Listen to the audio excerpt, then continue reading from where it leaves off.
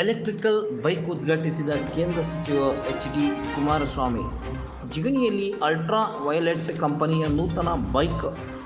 ಬೆಂಗಳೂರು ಹೊರವಲಯ ಜಿಗಣಿ ಕೈಗಾರಿಕಾ ಪ್ರದೇಶದಲ್ಲಿ F77 electrical ಬೈಕ್ಗೆ ಚಾಲನೆ ನೀಡಿದ ಕೇಂದ್ರ ಸಚಿವ ಕುಮಾರಸ್ವಾಮಿ. ಕೇಂದ್ರ ಬೃಹತ್ ಕೈಗಾರಿಕಾ ಸಚಿವ ಎಚ್.ಡಿ. ಕುಮಾರಸ್ವಾಮಿಗೆ ಸಚಿವ ಎಂ.ಬಿ. ಪಾಟೀಲ್ ಸಾಥ್ ನೀಡಿದರು. ಕನ್ನಡಿಗರೇ ನಡೆಸುತ್ತಿರುವ ಅಲ್ಟ್ರಾ ವಯಲೆಟ್ ಸಂಸ್ಥೆಯ ನೂತನ F77 ಎಲೆಕ್ಟ್ರಿಕಲ್ ಬೈಕ್ ನಾರಾಯಣ್ ಮತ್ತು ನೀರಜ್ ತಂಡದಿಂದ ಬೈಕ್ ತಯಾರಿ. ಇಂದಿನಿಂದ ಅಲ್ಟ್ರಾ ವಯಲೆಟ್ ಸಂಸ್ಥೆಯ F77 ಮಾರುಕಟ್ಟೆಯಲ್ಲಿ ಲಭ್ಯ ಇದೆ ಎಂದು ತಿಳಿಸಿದರು.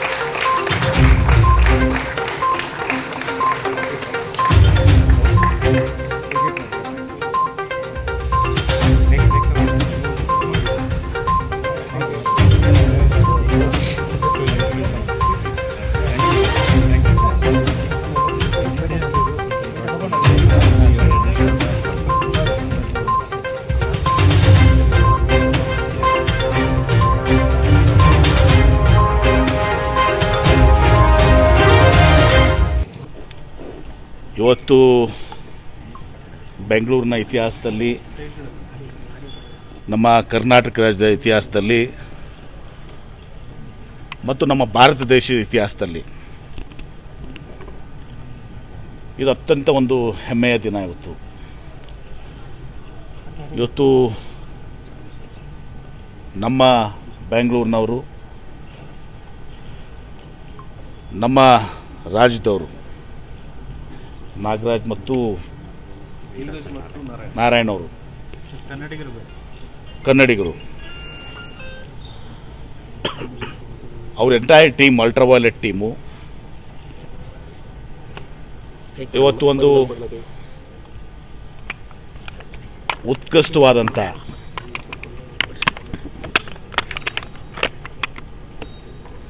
ಒಂದು EV ಮೋಟರ್ ಸೈಕಲನ್ನು ಇವತ್ತು ಯುರೋಪಿಯನ್ ರಾಷ್ಟ್ರಕ್ಕೆ ದೇಶದ ಪ್ರಪ್ರಥಮ EV ವೆಹಿಕಲು ಇವತ್ತು ರಫ್ತಾಗ್ತಾಯಿದೆ, ಎಕ್ಸ್ಪೋರ್ಟ್ ಆಗ್ತಾಯಿದೆ. ಯಾಕೆ ನಾವು ನೋಡ್ತಾ ಇದ್ದೀವಿ, ಜಪಾನ್, ಯುರೋಪ್, ಅಮೇರಿಕಾದಿಂದ, ವಿವಿಧ ದೇಶಗಳಿಂದ, ಯುರೋಪ್ನಿಂದ ನಮ್ಮ ದೇಶಕ್ಕೆ ಇವತ್ತು ಇಂಪೋರ್ಟ್ ಮಾಡ್ಕೊಳ್ಳುವಂಥದ್ದು. ಆದರೆ ನಮ್ಮವರೇ ಆದಂಥ ಅಲ್ಟ್ರಾ ವಯಲೆಟ್ ಟೀಮ್ ಇವತ್ತು ಸಹ ಎಕ್ಸ್ಪೋರ್ಟ್ ಮಾಡ್ತಾಯಿದೆ. ಮತ್ತು ನಾನು ಬಂದು ಫ್ಯಾಕ್ಟ್ರಿಯನ್ನು ಸಂಪೂರ್ಣವಾಗಿ ನಾನು ವೀಕ್ಷಣೆ ಮಾಡಿದೆ.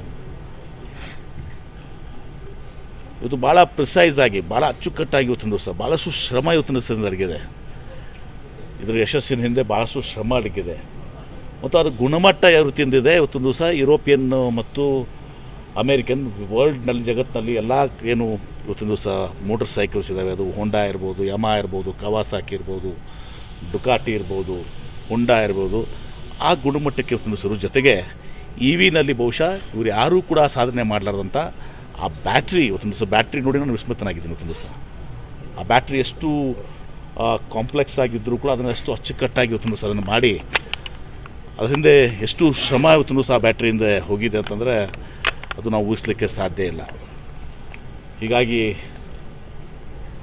ನಾನು ಬಂದು ಇವತ್ತು ಅದನ್ನು ಯುರೋಪಿಗೆ ಎಕ್ಸ್ಪೋರ್ಟ್ ಆಗಿದ್ದಂಥ ವೆಹಿಕಲ್ನ ಫ್ಲ್ಯಾಗ್ ಆಫ್ ಮಾಡಿ ನಾನು ಅವರಿಗೆ ಅಭಿನಂದನೆ, ಅಲ್ಟ್ರಾ ವಯಲೆಟ್ ಟೀಮಿಗೆ ಎಲ್ಲರಿಗೂ ಕೂಡ ನಾನು ಅಭಿನಂದನೆ ಸಲ್ಲಿಸೋ ಜೊತೆಗೆ ನಾನು ಒಂದು ಪ್ರಾಮಾಣಿಕವಾದಂಥ ಮಾತನ್ನು ಹೇಳ್ತೇನೆ. Not a political statement.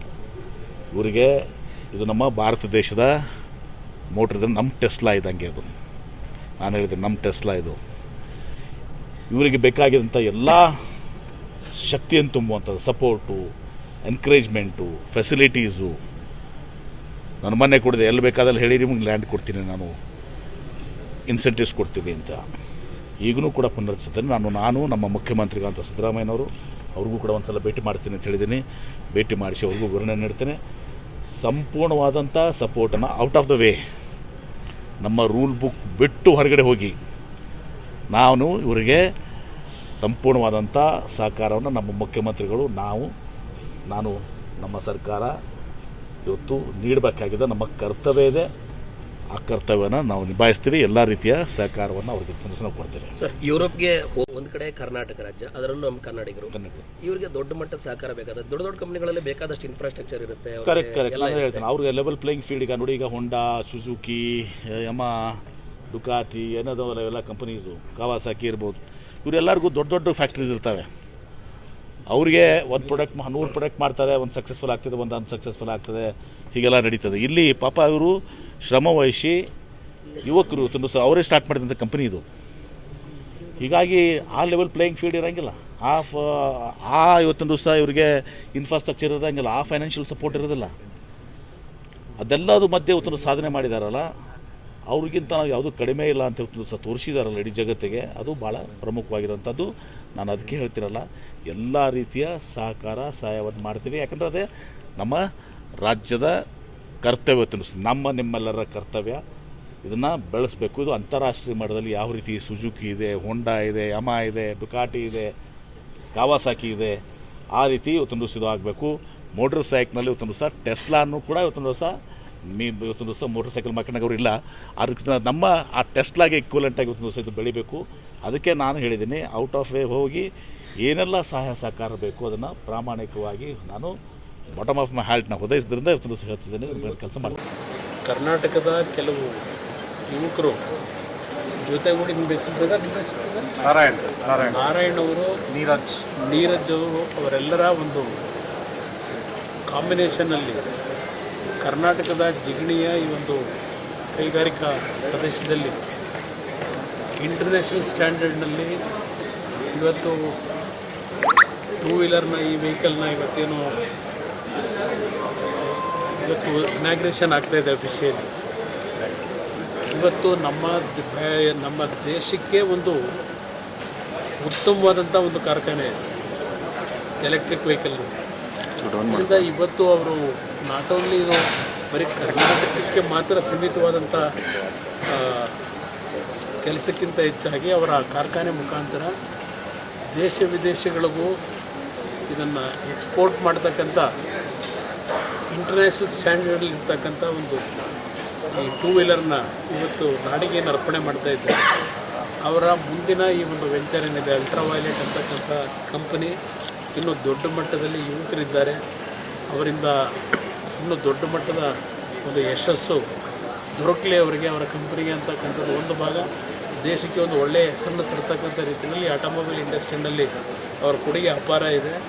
6 ವರ್ಷಗಳ ಕಾಲ ನಿರಂತರವಾಗಿ ಅವರು ಇದರಲ್ಲಿ ಹಲವಾರು ರೀತಿಯ ರಿಸರ್ಚ್ಗಳನ್ನು ಮಾಡೋದ್ರ ಮುಖಾಂತರ ಒಂದು ಅತ್ಯುತ್ತಮವಾದಂಥ ಈ ಒಂದು ಟೂ ವೀಲರಿಗೆ ಬ್ಯಾಟ್ರಿಯನ್ನು ಇವತ್ತು ಇವರೇ ತಯಾರು ಮಾಡಿ, ಸಂಪೂರ್ಣವಾಗಿ ಬಿಡಿಭಾಗಗಳನ್ನು ತಯಾರು ಮಾಡಿ, ರಿಸರ್ಚ್ ಮಾಡಿ, ಡಿಸೈನ್ ಮಾಡಿ, ಇವತ್ತು ಸ್ವಂತ ಒಂದು ಇಲ್ಲೇ ಎಲ್ಲ ಬಿಡಿಭಾಗಗಳನ್ನು ಮ್ಯಾನುಫ್ಯಾಕ್ಚರ್ ಮಾಡ್ತಕ್ಕಂಥದ್ರ ಮುಖಾಂತರ make in India, made in India ಅಂತಕ್ಕಂಥದ್ರಲ್ಲಿ ಸಂಪೂರ್ಣ ಯಶಸ್ಸನ್ನು ಕಂಡಿದ್ದಾರೆ. ಅವರಿಗೆ ನಿಜಕ್ಕೂ ನನ್ನ ಹೃದಯಪೂರ್ವಕ ಅಭಿನಂದನೆ.